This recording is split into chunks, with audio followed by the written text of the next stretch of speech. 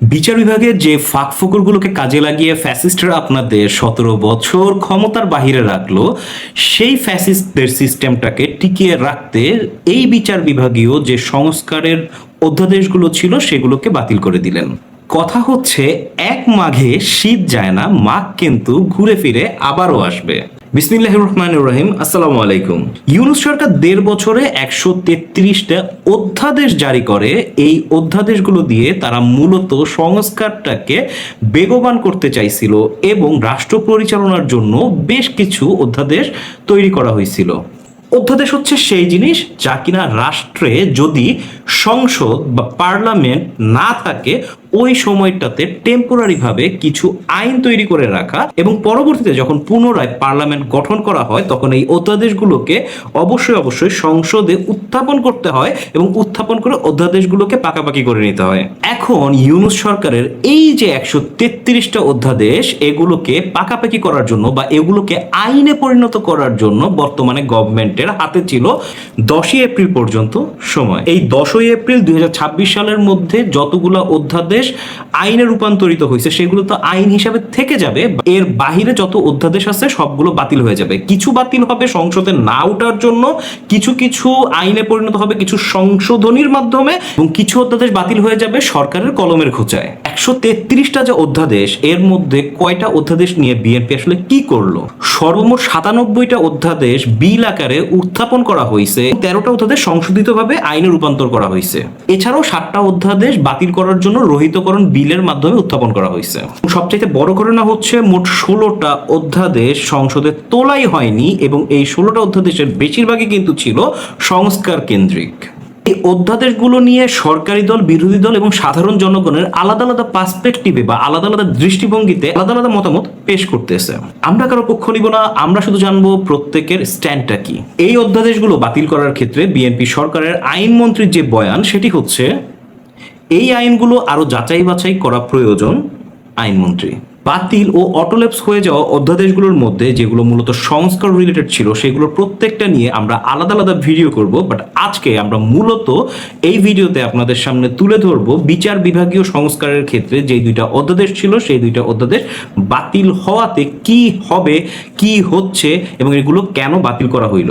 বিচার বিভাগকে মোটামুটি স্বাধীন করার জন্য দুইটা অধ্যাদেশ তৈরি করছিল ইউনূস সরকার। তার মধ্যে একটা হচ্ছে সুপ্রিম কোর্টের বিচারক নিয়োগ অধ্যাদেশ এবং আরেকটা হচ্ছে সুপ্রিম কোর্ট সচিবালয় অধ্যাদেশ।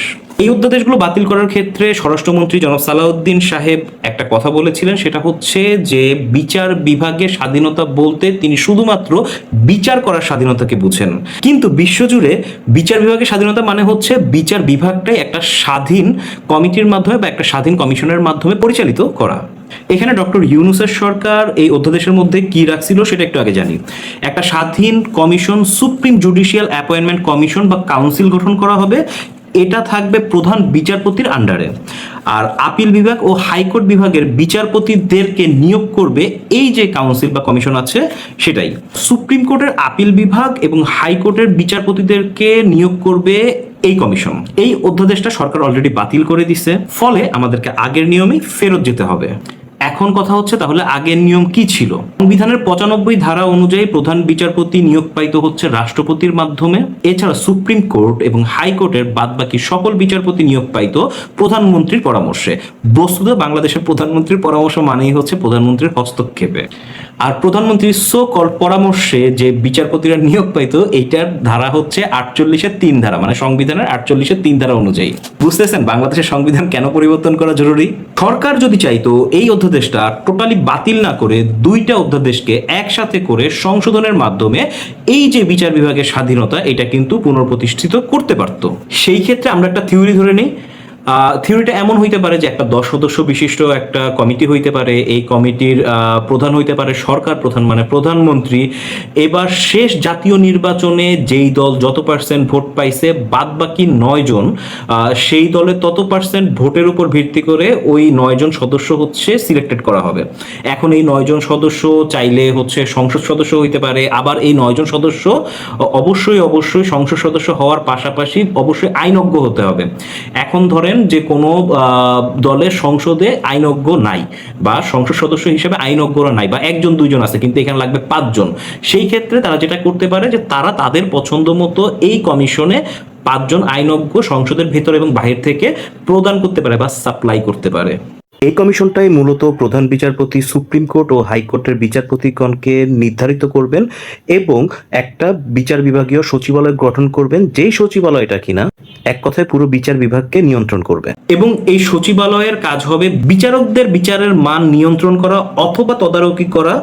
এই মানের উপর ভিত্তি করে প্রমোশন, বদলি বা ছুটি যে কোনো কিছুই হইতে পারে। নিম্ন আদালতকেও নিয়ন্ত্রণ করবে এই সচিবালয় এবং বিচার বিভাগের ওভারঅল যে বাজেট সেটাও কিন্তু এই সচিবালয়ের কাছেই থাকবে।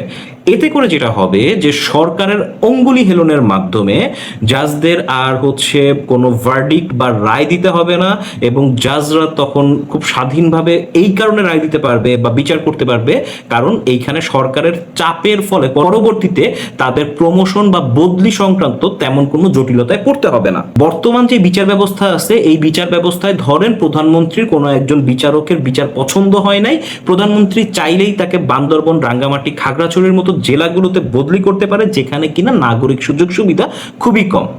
এতে করে বিচারকরা সবসময় একটা প্রেশারের মধ্যে থাকবে যে কি বিচার করতে, কি বিচার করে ফেলি, প্রধানমন্ত্রীর বিরাগভাজন হয়ে যায় কিনা অ্যান্ড আলটিমেটলি আমার ঠিকানা আবার সেই বান্দরবন, রাঙামাটি হয়ে যায় কিনা।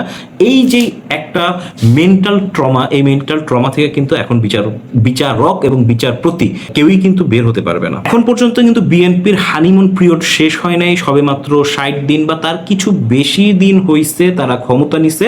চেষ্টা করতে হবে এমন কোনো পদক্ষেপ যাতে সরকার না নেয় যেই পদক্ষেপ জন্য তাদের গদি নড়বড়ে হয়ে যেতে পারে।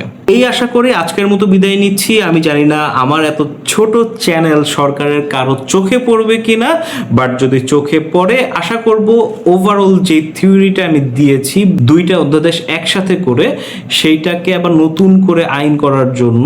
আসসালামু আলাইকুম।